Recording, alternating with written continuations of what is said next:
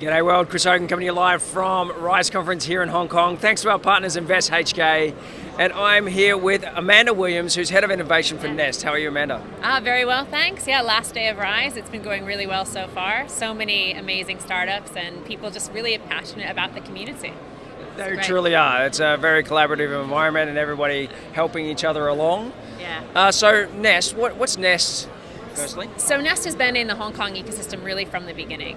So we were kind of set up by entrepreneurs who set their own businesses up here in Hong Kong and found it really difficult. And they thought, what can we do to make it easier for that next generation? So Nest is really about access for startups. How can we help them access the things they need to survive, right? So obviously that's funding, but also it's clients. You know, more and more, especially if you're B2B or B2B2C, you need to work with corporates. You need to learn how to do that. And you also need the best mentors and advisors. And, you know, you need to work with government, all of these people. So what we do is bring all of these things together and help startups access these resources. So we do that in three ways. So we have a ventures fund. We really started out as an angel fund, and we still are running that. But we specialize in these corporate accelerator programs. So that's where we work with a corporate to identify their innovation challenges and find the best startups from around the world that can solve those problems. So our programs are really about commercial integration. So it's a win-win for the corporate and for the startup. So, you know, our KPI is a proof of concept at the end. So that's what we're shooting for. And then we also run an entrepreneurial community across the kind of Asia, Middle East, and Africa ecosystems, really trying to connect up the innovators so that we can solve all of these big problems and learn from each other's mistakes and celebrate what's going on. And so that brings in people like Invest HK, actually are members with us at Meta, and also the founders, the investors, academics, all sorts of people that are really there to kind of build these ecosystems in these growing markets. Okay, so why is it important that corporates innovate? Yeah, absolutely. So I've been working in corporate innovation for quite a few years now, and 6 years ago I had to convince my CEO why we needed to do this. Disintermediation was coming, and it was a hard thing to sell. But now, I mean, startups and scale-ups are moving so fast. Technology is changing things so fast. We're all worried about digital customer engagement. All of this is happening at such a pace. So you don't need to convince corporates anymore. They're fully aware that they need to change, or else they're going to be out. It's like Blockbuster or Kodak. They're seeing so many things, right? So the message to corporates is a lot easier these days, and we preach the message that you can't just buy your way out of it, and you can't build your way out of it. You need to collaborate in a mutually beneficial way with startups and scale-ups, or else you're just not going to make it. You can't buy your way out of it, and you can't build your way out of it. You need to collaborate, and I like it. Yeah. Okay, so with regards to the startups that I guess you're helping integrate into the corporates, how are you doing that?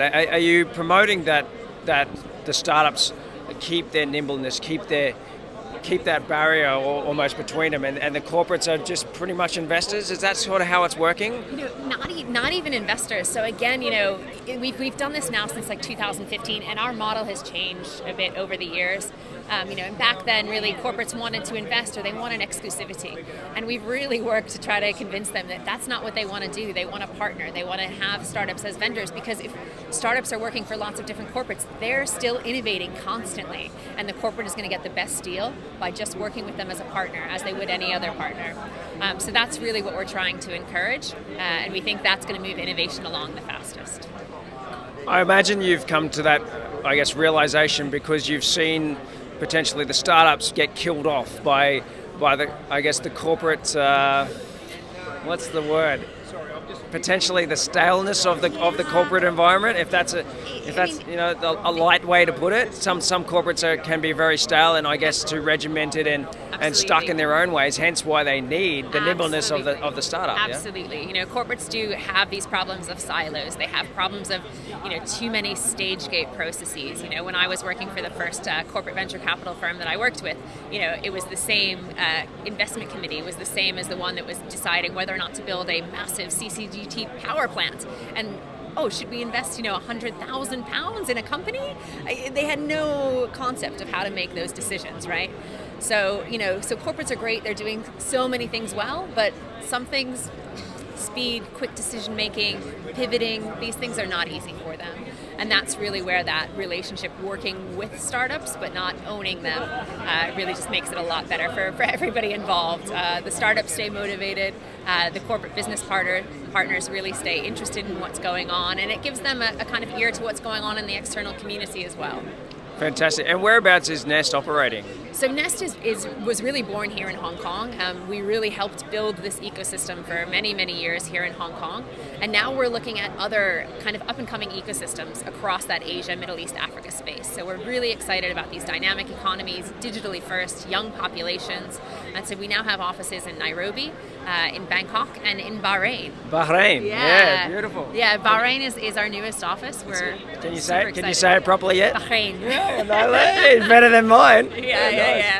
Yeah, no, it takes a little learning, but wonderful people. Really, huge motivation from the government, from private sector, from the young people there to really get a startup ecosystem off the ground. So we're really excited about what's going on there. And some of these other markets that we're working in, government is playing a very strong role in incentivizing private sector to jump into this innovation and tech space. So lots of good things happening. Yeah, fantastic. Well, thanks so much for your time, Amanda. It's been great talking to you, and I love that you're promoting corporate innovation and integration of startups and the way that you're doing it. Absolutely, it's got to be win-win, or it's not going to happen. Yeah, and allowing us startups to dress like we want to dress and act like we want to act. Exactly. A little of that. If a little of that rubs off on the corporates, then all the better, right? Yeah, lose the suits, guys. Absolutely. Step number one.